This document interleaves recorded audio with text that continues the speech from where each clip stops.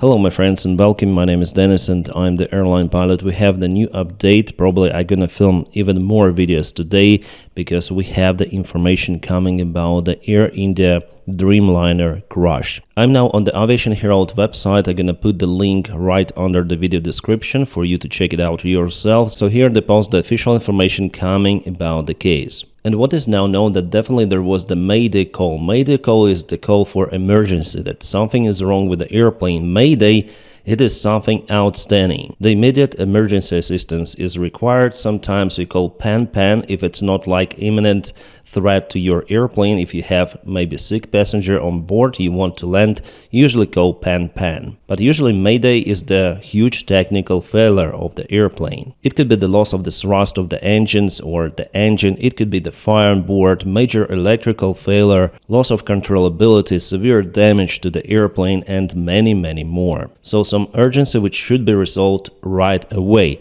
And here we have the first clue that something was wrong with the airplane itself. Again, I'm not saying that it was definitely a technical failure. Sometimes pilots themselves could put the airplane in a very strange configuration. By the way, we're gonna speak about the configuration of the airplane later in this video because definitely it was strange. So Mayday call was announced at 30:39, 1 minute after the takeoff roll was started. Yeah, almost immediately after takeoff. Now guys, we need to check the information very carefully because according to the initial data coming from the flight radar 24, the airplane departed from the intersection and the remaining runway length was just 1,900 meters, which is not that much. And here we have it in analysis, so 1,900 meters remain till the end of the runway. According to the ADS-B data, so the remaining runway was 6,300 feet. Yeah, it's very low. But we have the statement from the source Flight Radar 24 that they continue to process detailed ADS-B data and they correct this information. So according to their information, they confirmed that the aircraft backtracked the runway and departed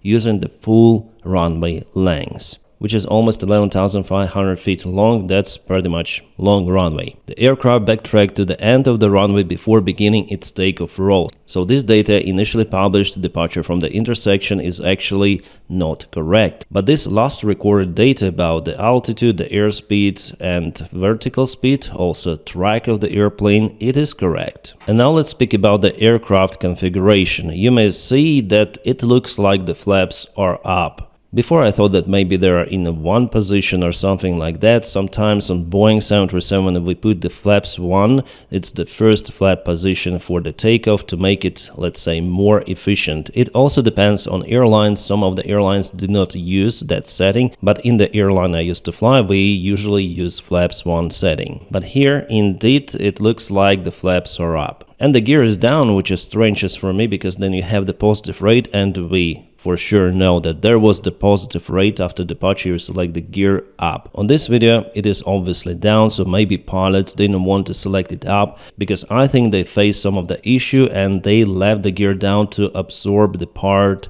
of the energy of the impact. If you don't have the constant positive rate, yeah, that's the issue. You should leave the gear down. Usually then you have the wind shear warning or something like that. You do not change the aircraft configuration, leaving the gear down just in case of the downdraft. And if airplane impacts the ground, usually it impacts with the landing gear, but there obviously it's a very dense populated area, so aircraft impacted the building. And if the flaps are up there, it's also kind of strange because you usually follow noise abatement procedures. You select flaps up at altitudes or heights above the ground, not lower than 800 feet. In some of the cases 1,500 feet, in some of the cases 3,000 feet. Depends on procedure you use in your particular airport and the airline. Some of the airports require you to follow specific procedure for noise abatement. And since it's the populated area, I guess some of the procedure was introduced in this particular airport. That's why for me it's very strange to see the airplane with a clean configuration that low over the ground, but at the same time pilots couldn't take off without any flaps because you have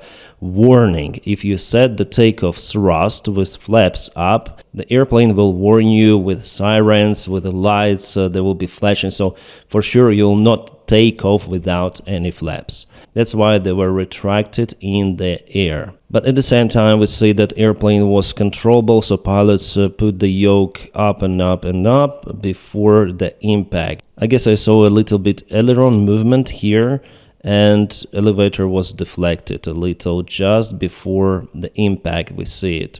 The biggest question now goes for the engine thrust, whether airplane was able to produce the thrust or not. And about the landing gear, if it is down, it creates more drag, much more drag than usual. So if you have some problems with the thrust, with the landing gear down, you may not gain enough speed to maintain the airplane airborne. It all depends, my friends, on the engines. In general, I may state that Boeing 787 is a very powerful airplane. And if the speed was really 174 knots with a maximum thrust, I don't think that you may definitely stall this airplane without any huge bang or G-load, and there was no bang. The airplane flown in a straight level flight, just increased the pitch a little before landing, and that led to the further speed reduction and stall before impact. So yeah, the main question goes for the engines, whether they were working or not. The aircraft configuration is the other question. Here we have more images coming from the place. This is the very tail part of the airplane with auxiliary power unit. Also, there are black boxes located there, so there is the great chance for them to survive. The building is on fire there. Unfortunately,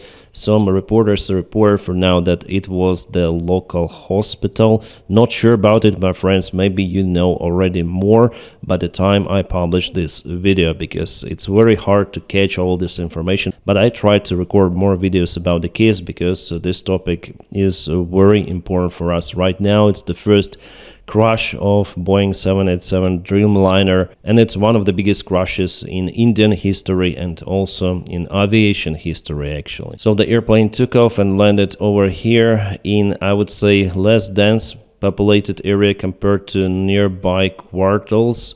It caught fire. There was lots of the jet fuel in fuel tanks because it was a long flight to London Gatwick, and because of that there are also casualties on the ground from what I understood. Boeing already reported that they're in contact with Air India Flight 171, so Alpha India 171. Our thoughts with the passengers, crew, first responders, and all affected. Yeah, you know Boeing's reputation, it's kind of the strange company, and judging on the pilot's report about Mayday, I think that there is the great possibility or probability of the technical failure in this case, because Mayday is usually associated with technical failure, but honestly I don't want to speculate about this specific topic right now, because after all the configuration of the airplane, as you saw in the video, was definitely a strange one. What I may tell you guys from my pilot's perspective, that weather is not the factor out there, because it was pretty much good according to all of the information. Well, there was pretty much high temperature. It may affect the engine's thrust at some point, but it is not a decisive factor, I would say, because after all it was lower than 40 degrees and it's the normal thing to operate with 37 degrees, 36,